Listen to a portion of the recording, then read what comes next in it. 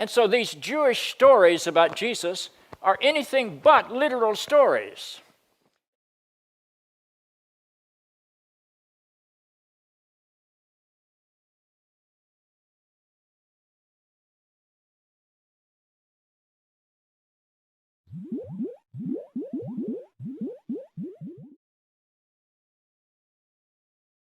Reminder, hit the subscribe button below and turn on the notification bell to stay up to date as new videos come out. And if you're interested in supporting this ministry, just go to justscripture.org and click on the support page. Welcome to part 2 on defending the virgin birth. In part 1, we demonstrated the need for such a series, as there is almost a 50-50 split today amongst professing Christians who still believe in the historicity of Matthew's and Luke's account. We then addressed the critics' claim that the gospel writers employed pagan myths into their accounts and found that it was completely bunk, as neither Horus or Krishna were born of virgin mothers. Which brings us then to the second claim of the critics, that Paul, Mark, and John were silent on the matter and even stated things that would seem to be opposed to Matthew and Luke's accounts, which then would add to their notion that there was a late development of this doctrine in the Christian faith. What this ultimately stems off of is a person's belief on when the New Testament books were composed. Dating the New Testament's composition comes with a few general factors of manuscript evidence, external references, and internal indicators before getting into the weeds of comparing the text's grammar, structure, and word usage. As far as the manuscript evidence is concerned, when we start in the 4th century, you have the 3 Alexandrian codices that are the most well known. Then, in the 3rd century, you have the Chester Beatty Papyri collection. The most well-known here are those of P45, 46, and 47. You can see that just between these 3, that you almost have the entire New Testament contained within them.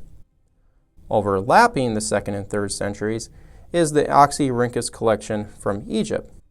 Here you can see that both Matthew and Luke are contained within this collection. Moving back into the 2nd century, there are 5 notable ones that every believer should come familiar with. You can see that the Diatessaron, written by Tatian, was an attempt to harmonize all 4 Gospels into one single work in 170 AD. This by itself debunks the idea that the Gospels were composed in the 2nd century. Now, because of these and the other 5,000 plus manuscripts that have been found, is that a 1st century composition can be easily seen. And then once you add in the thousands of early church citations of the New Testament, is that this solidifies a 1st century composition of all 27 books. In regards to the virgin birth accounts, there are numerous examples that could be cited as well from the 2nd century that demonstrate that the virgin birth narratives of Matthew and Luke were composed in the 1st century. In Justin Martyr's dialogue with Trypho the Jew, a person could completely reconstruct the birth narratives from both gospel writers. And you would even see that the debate over Isaiah 7:14 started very early on as well. And the earliest reference to the virgin birth comes from the letters of Ignatius that have explicit declarations that Jesus is God incarnate who came into the world through the Virgin Mary without sexual intercourse. And the other layer to add to this is that of the secular and non-canonical sources that describe Jesus, the apostles, and Christians, that then puts the authorship dates of the New Testament books within decades of the cross. Now, I only gave you that very brief demo if for some reason you've been under the impression that the New Testament wasn't written until like the 2nd or 3rd century, is that you need to drop that idea. Prominent New Testament scholar F.F. Bruce declared that the amount of evidence available to establish a 1st century date for the completion of the New Testament is so great that it cannot be reasonably denied. And so, most conservative scholarship will date all of the books, other than John's works, before the 70 AD destruction of Jerusalem, whereas critical scholarship will give much wider ranges and later dates to all of the books, other than Paul's so-called undisputed epistles in reference to the 7 letters that are above the 70 AD line, who they claim are the only ones that can be truly deemed authentic works of his. And it's from this viewpoint that critics will start and then go on describing how the earliest writer Paul made no mention of the virgin birth, and neither did the earliest gospel in Mark either. And then go on saying, and since Luke and Matthew used Mark so much as a source, that it's too late in the history of the faith for the virgin birth story to first appear on the scene to be considered authentic. And so within this gap of time, the critics will say that this is where the doctrine was developed and embellished using pagan myths as a possible appeal factor to their largely Gentile converts, because there would be no eyewitnesses, as critics would say, that for the gospel writers to have heard it from themselves. So you can see how critics must first construct a timeline. Then they go filling in the gaps that they created with a bunch of non-evidential speculative claims about legend and myth development on the part of Matthew and Luke, and some will then go on to even try to pit the other New Testament writers against Matthew and Luke as well.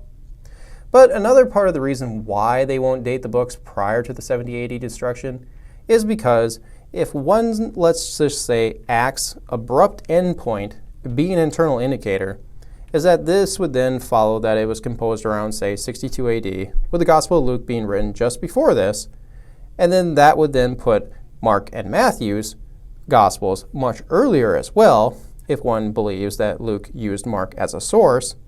And by doing so, the critics' whole notion of the story embellishment dissolves away, because there is simply no way that you could invent these stories and convince the scattered church as a whole that a virgin birth occurred, especially when many of the people who knew Jesus personally were still alive, including his family. But the other primary reason for the refusal of early authorship is because Jesus predicted the destruction of the temple in all 3 synoptic gospels. And if these gospels were composed prior to its destruction, then this would be proof of supernatural predictive prophecy. Are you starting to see how all this starts to snowball on top of itself? Basically, until the DeLorean is fully functional, that critics will not relent on the authorship dates of the New Testament. So, we have to go over and play on their playground in order to win them over.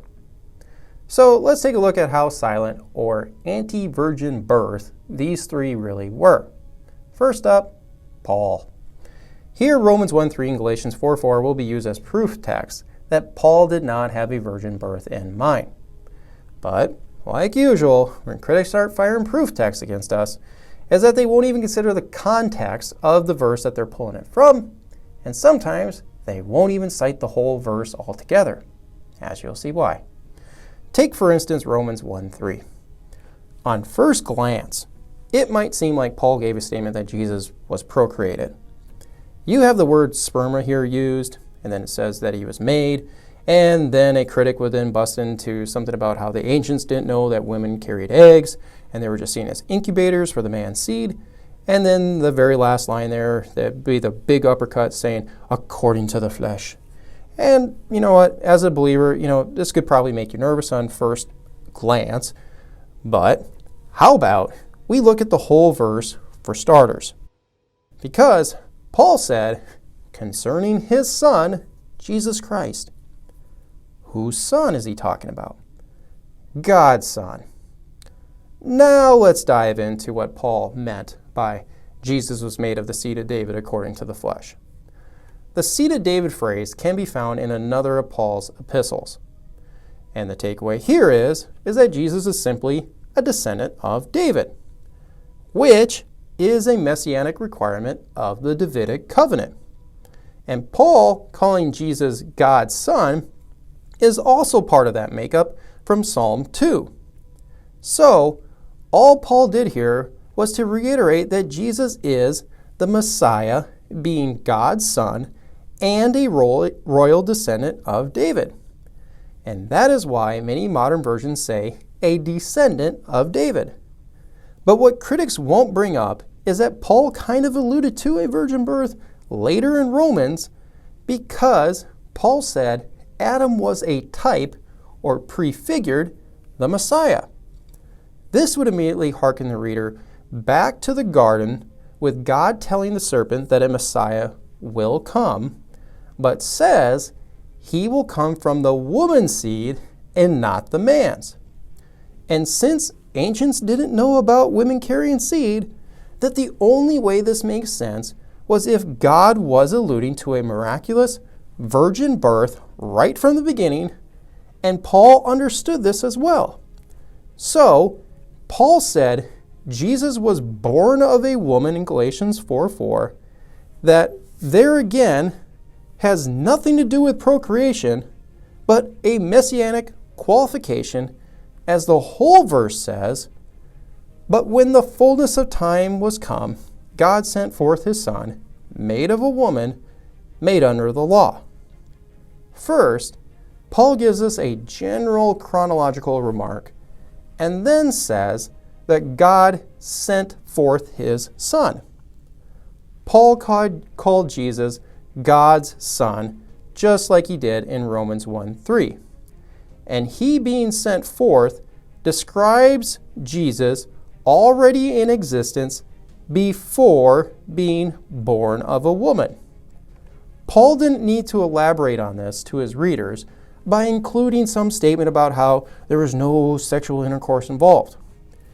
In reality, what he's really showing you here is Jesus' conception, or really his incarnation, where God the Son became man. His readers, and now us too, can easily see Paul's incarnation/virgin conception and birth very short story here. God sent forth his Son from heaven to earth to become incarnate, and then was born of a woman. The same incarnation and birth description can be found later in Philippians 2. Paul again said that Jesus was in full deity mode before his life on earth, and then willingly became man and was made in the likeness of men. And because the same Greek word is used here as in Galatians 4:4, that the ESV renders it as being born in the likeness of men. So again, Paul gave us another description of how God the Son came into the world and was born as a man. So you see, Paul really wasn't silent, nor did he say things that would argue against the virgin birth. He actually affirms the virgin conception and incarnation of Jesus. And those statements come even from the so-called undisputed epistles of his. And here's a little piece of history that critics won't share about Paul. He said that Luke was a companion of his. In another undisputed epistle, in Philemon, he said that Luke journeyed along with him. And he also mentions Luke in Colossians and in 2 Timothy. But you should also see that John Mark is mentioned here, tagging along with Paul as well. And if you read through Acts, you would know that he kicked out Mark for a little bit, and then he goes hanging out with Peter. But we also know that church tradition says that John Mark was the one who wrote the Gospel of Mark. But now take notice of a chart that lays out all of those that Paul mentioned that worked with him. What I want you to gather from this is that there is historical consistency within all their descriptions, and when you compare it to the book of Acts, is that it's in complete chronological harmony with the book that overwhelmingly demonstrates a pre-70 AD authentic authorship on the part of Luke. And even if someone thinks that this doesn't prove pre-70 AD authorship, is that then they have to wrestle with the fact of how could it be possible that Luke was so historically accurate, writing decades after the fact? Because even Sir William Ramsay conceded that at the end of the day, Luke's history is unsurpassed in respect of its trustworthiness. And because of all that, it overwhelmingly shows that Paul believed in the virgin birth and that Luke, his companion, did not go beyond what his teacher had taught him. So, Paul is not a good example for critics to bring up. So next up, Mark.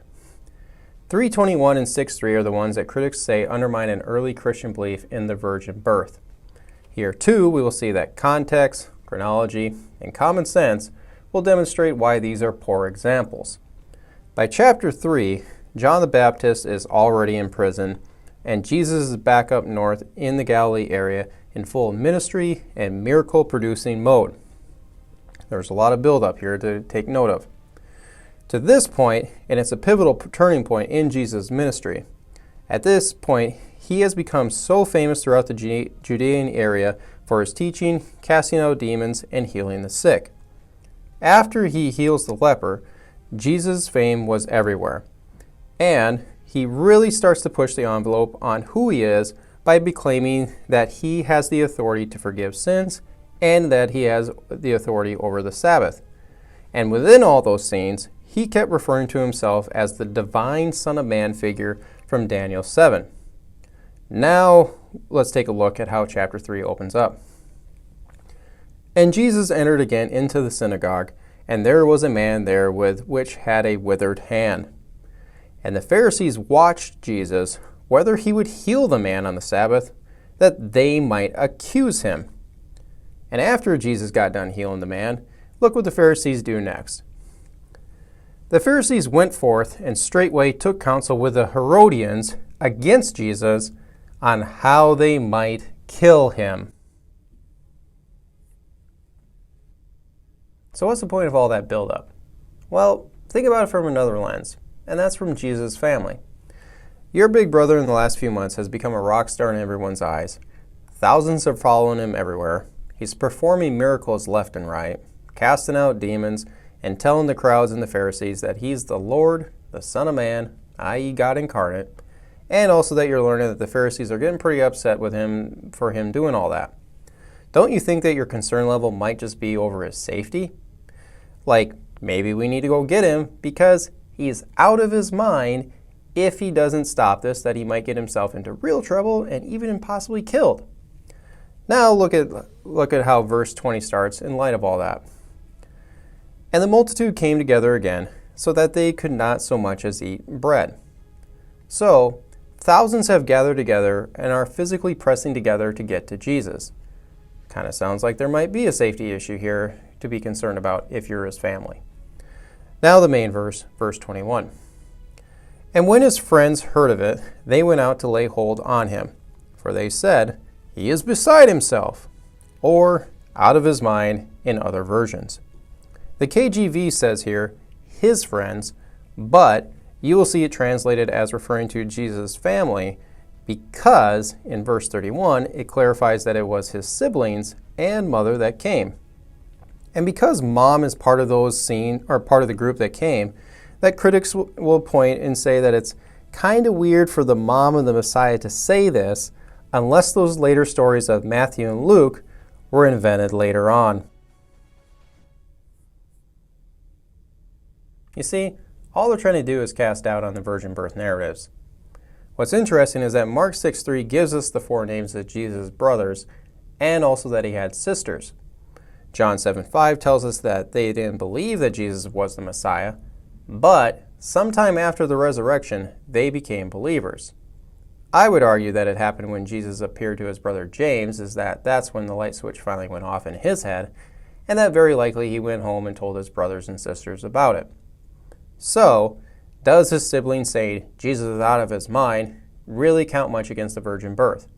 No, because I just made the case that they could have been primarily concerned over his safety and even his life, because the very next thing that the Jewish leaders did was accuse him of being possessed by Satan.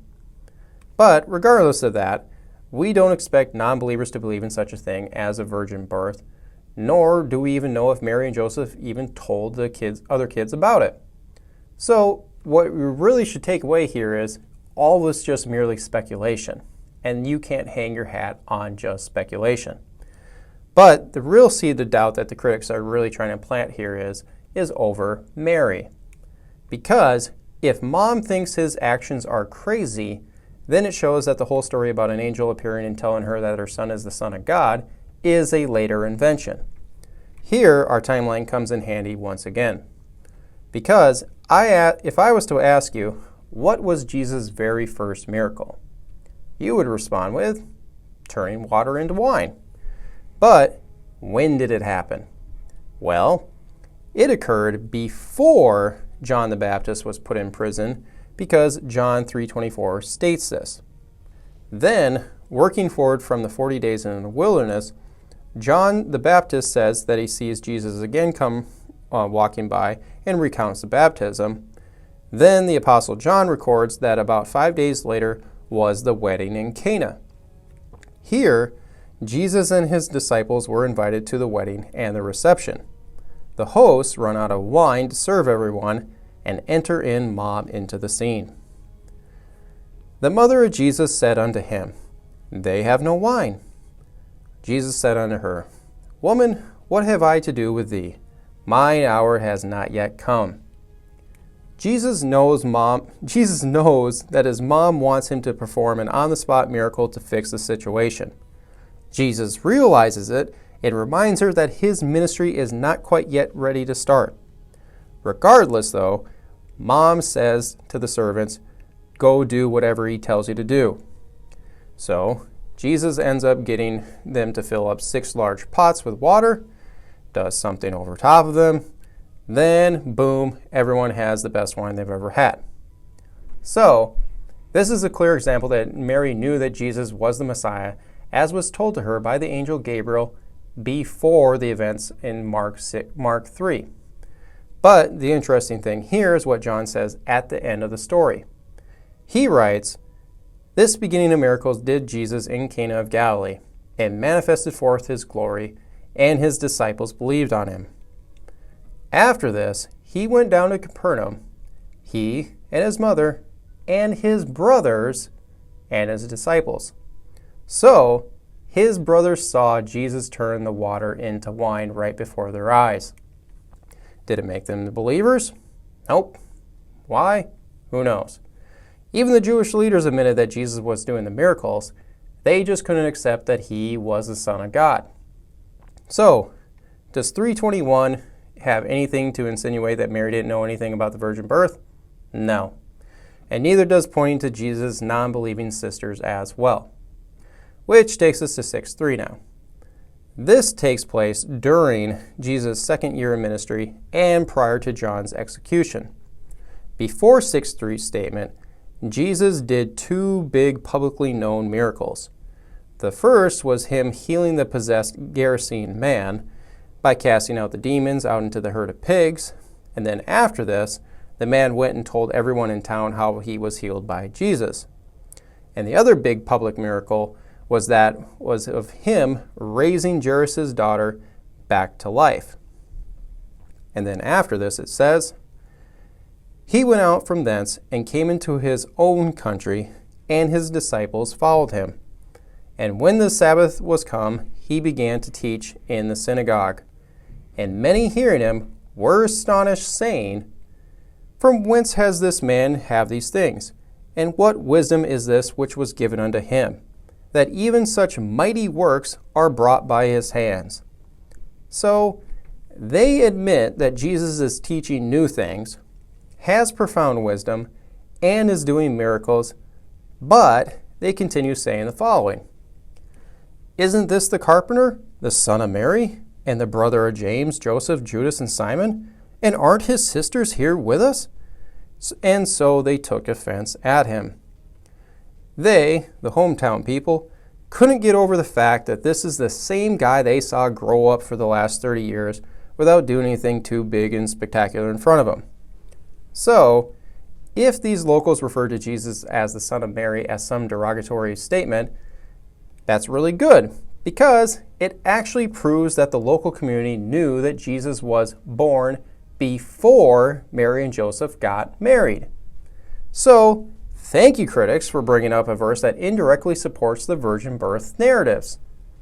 But the critic will likely default to that there is nothing that is directly said by Mark about the virgin birth either. True, but once again, that doesn't mean that he didn't see Jesus as God incarnate. Chapter 1, verse 1. The beginning of the gospel of Jesus Christ, the Son of God. So what Mark said was, I'm starting at the start of his ministry and not from his conception. And if you were to look at the layout of his gospel, you will see that 40% of the book is devoted to Jesus' last 8 days. What that tells us was that his focus was on communicating Jesus' main mission of getting to the cross in spite of all the opposition and rejection that he was receiving. But this probably isn't a good enough explanation for critics out there. So let's go back to verse 1. The major thing that Mark declared right from the beginning was that Jesus is the Son of God. That presumes his belief in Jesus' pre-existence and in his coming to earth as the incarnate deity, which is confirmed for us because Mark's next 2 verses are of him applying Malachi 3's and Isaiah 40's prophecies to Jesus about a coming messenger who will prepare the way for the Lord. Malachi 3:1 has Yahweh saying that the messenger will prepare the way before him. Yahweh flat out told Israel that one day he's coming to earth, which was what God told Isaiah earlier, that the man crying in the wilderness is preparing the people for Yahweh's arrival. So, if Mark, or whoever you believe wrote the gospel, opens up his gospel with the declaration that Jesus is God incarnate, do you really think that not mentioning the virgin conception and birth is really that big of a deal? Especially in light of the fact that we've already seen that Paul really wasn't silent or opposed to it? No. So, last on our list, John. 145's and 642's references to Jesus as the son of Joseph are the ones that critics will bring up. Again, what they won't share with you is of any of the context that is surrounding them, nor the things that were said immediately before or after it. 145's statement is Philip basically specifying to Nathanael which Yeshua from Nazareth is the Messiah. Yeshua was a common name then. So maybe there just might have been 2 of them that lived in Nazareth. So Philip included the son of Joseph statement to specify which one. But another way to think about it is that maybe after day 1 of learning that Jesus is the Messiah, that Philip didn't know right off the bat of Jesus' virgin background. See how weak this already is when you just add a little bit of common sense by bringing in the context into the discussion? But what critics won't really mention to you is about what Nathanael said right after he meets Jesus by calling him the Son of God and the King of Israel. 1 down, 1 to go. 642 is another context one, but this one, the critics won't even share the whole verse of what the Jews said to Jesus, because the Jews acknowledge that Jesus said plainly to them that he was in existence before his life on earth. And Jesus doubles down on this by calling himself the bread of life that came down from heaven. Well, that was hard. And to add insult to injury on that, is that in chapter 8, when Jesus and some of the Jewish leaders got into a heated exchange, that the Jewish leaders backhandedly said that they weren't born of fornication like him. And that type of statement only makes good sense if they knew that Jesus was born prior to Mary and Joseph getting married. Again, this lets us know that the people had heard plenty of rumors about Jesus' birth. But none of that really matters because John's opening prologue is the most explicit incarnation declaration in the whole New Testament. He starts off declaring that Jesus is the eternal God, then explains that at some point in history, he became flesh. So, just connect the dots and what do you get? The God-man.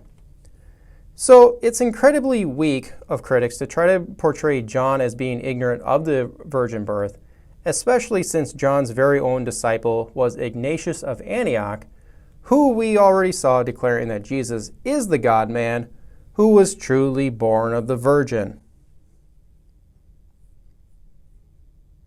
Now I can imagine for many of the critics out there that none of those explanations were good enough for them. So I want to take you to a place where I believe, and so do many other scholars believe, that is another virgin birth account found in the New Testament. And it comes from John. But it's not in his gospel record, but in his very last work, the book of Revelation. And when you see what's going on here is that you will see that Paul was alluding to the very same thing. Revelation 12, verses 1 through 5. And there appeared a great wonder in heaven, a woman clothed with the sun and the moon under her feet, and upon her head a crown of 12 stars. And she, being with child, cried, travailing in birth, and pain to be delivered. And there appeared another wonder in heaven, and behold, a great red dragon, having 7 heads and 10 horns, and 7 crowns upon his heads. And his tail drew the third part of the stars of heaven, and did cast them to the earth. And the dragon stood before the woman, which was ready to be delivered, for to devour her child as soon as it was born. And she brought forth a man-child, who was to rule all nations with a rod of iron, and her child was caught up unto God and to his throne. Did you catch it? No, that's fine. We'll break this down working backwards. We know that the man-child, who is to rule with a rod of iron, is Jesus, because earlier, Jesus said he will give others the same privilege that he received, and then later in chapter 19, John described Jesus' second coming with this Psalm 2 phrase, where it explicitly defines Israel's messianic king as God's own son. So, we know we have Jesus here in the scene. And at the beginning of the verse, it describes a woman bringing forth the man. And this is a birth reference because in verse 2, it explicitly said that she was pregnant and about to give birth to the child. Now look at the last part of verse 4 again. And the dragon stood before the woman which was ready to be delivered, for to devour her child as soon as it was born. You can hear the reference to Herod's massacre of the innocents when he attempted to kill all the children under 2 in and around the Bethlehem area, which resulted in Joseph taking his family to Egypt. And the other historical reference that occurs here is that at the end of verse 5, when it says that the child was caught up unto God to sit on his throne. This would be a description of Jesus' ascension. But you are probably wondering, where's the reference to the woman being a virgin?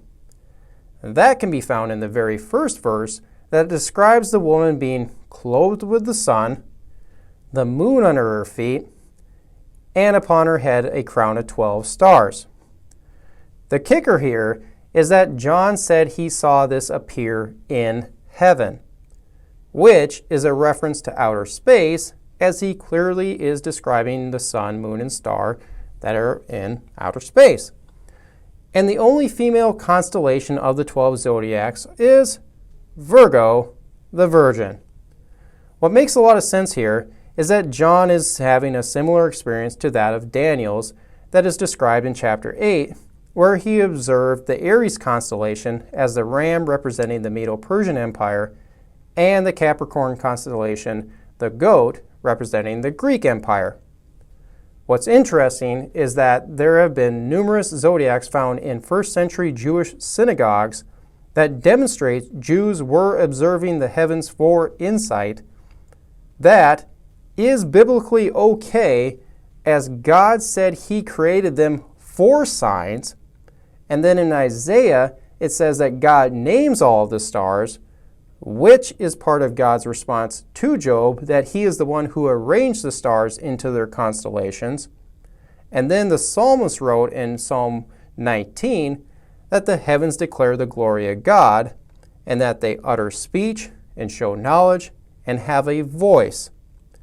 So, here in Psalm 19, we have 4 statements that say that the heavens teach us theological insight in some manner.